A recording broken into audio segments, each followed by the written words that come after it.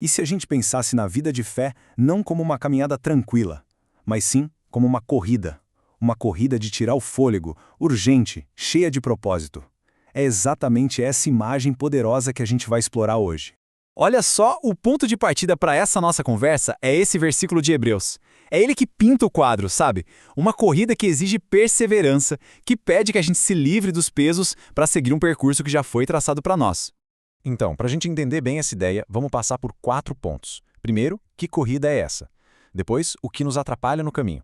Aí, de onde vem a força para continuar? E por fim, o mais impressionante, por que a vitória já está garantida. Bora lá? Beleza, vamos começar com a primeira parte, a corrida proposta. Afinal, por que correr? E com tanta pressa, né? É o que a gente vai ver agora. Então, a imagem aqui não é de um passeiozinho no parque, não. Pense em alguém correndo pela própria vida, gritando vida, vida, vida eterna.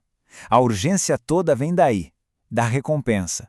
É um prêmio de um valor que a gente nem consegue calcular, que é o encontro cara a cara com o Senhor. E olha, esse prêmio vai muito além de um simples escape. A salvação é descrita como uma verdadeira alforria espiritual. Sabe? É uma libertação total, um resgate do império das trevas que nos permite respirar fundo, a plenos pulmões, a liberdade que só existe em Cristo. Mas é claro que, como em toda corrida, tem obstáculos, né? E é sobre isso que a gente vai falar agora na segunda parte, quais são os pesos que tentam nos brecar nessa jornada. E como a gente pode ver, esses pesos vêm de todo lado. Tem o amor escondido pelo pecado que meio que cega a alma, as distrações do dia a dia, o peso das nossas falhas antigas, o próprio cansaço do caminho. Sabe, não é só coisa de fora não. Muitas vezes, a maior luta é aqui dentro. Pois é, e essa é a pergunta de $1 milhão, não é?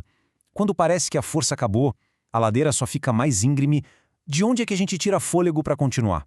A resposta para isso, olha, muda tudo. E é exatamente aqui que o jogo vira. A força para essa corrida, ela não vem da gente. Ela vem de uma fonte divina. Uma fonte que simplesmente não acaba. Nunca. Olha só que contraste interessante. De um lado está o nosso poder, nossa força, nossos músculos, nosso vigor. Tudo isso tem um limite. Uma hora falha. Mas do outro lado está o poder de Deus. E esse poder não só nos dá a capacidade de agir, ele opera em nós tanto querer como realizar. É uma energia que não tem fim. E essa promessa de Deus, ela funciona como uma âncora para a alma. Pensa só que imagem forte. No meio de uma tempestade, com o barco balançando para todo lado, o que te segura? A âncora. Essa certeza na fidelidade de Deus que nos mantém firmes, que não deixa a gente sair à deriva.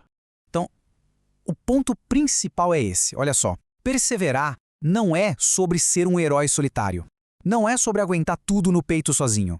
É a nossa resposta, uma resposta ativa à fidelidade de um Deus que prometeu que ia nos sustentar até o fim. Bom, e tudo isso nos traz para a nossa última parte. E, sinceramente, talvez seja a mais incrível de todas. Pensa comigo. E se essa corrida já tivesse um vencedor? E se a gente não estivesse correndo para a vitória, mas sim a partir dela? Sabe, existe um conceito para isso que chamam de corrente de ouro da salvação. Imagina uma corrente com vários elos, um ligado no outro, impossível de quebrar. Se o primeiro elo é Deus iniciando o processo, o último elo, a glorificação, está garantido. Simplesmente não tem como essa corrente se romper no meio do caminho. E essa promessa aqui, nossa, ela traz isso para um nível muito pessoal. O mesmo Deus que começou essa obra na vida da gente, ele não vai deixar o trabalho pela metade. Ele é quem começa e ele é quem termina. Ele é o autor e o consumador da nossa fé. E o mais fascinante é como isso vira a chave da nossa motivação. Para pensar na diferença. A gente não corre mais com medo ou tentando provar alguma coisa, tentando merecer o amor de Deus. Não, a gente corre por gratidão. Corre celebrando um amor que já nos alcançou, que já nos capturou. É uma corrida de alegria, não de desespero. E a conclusão de tudo isso é linda. O nosso destino final está seguro, está selado no coração de um Deus que não muda. E o que isso significa na prática? Significa que nenhum esforço, nenhuma dor nessa jornada é perdida. Cada lágrima, cada dificuldade, tudo isso está sendo transformado num eterno peso de glória. E a gente termina com essa provocação, porque olha, saber que a vitória já está garantida não é uma desculpa para a gente sentar e não fazer nada.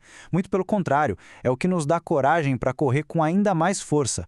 Então a pergunta que fica é, Como é que essa certeza muda a forma como a gente corre hoje?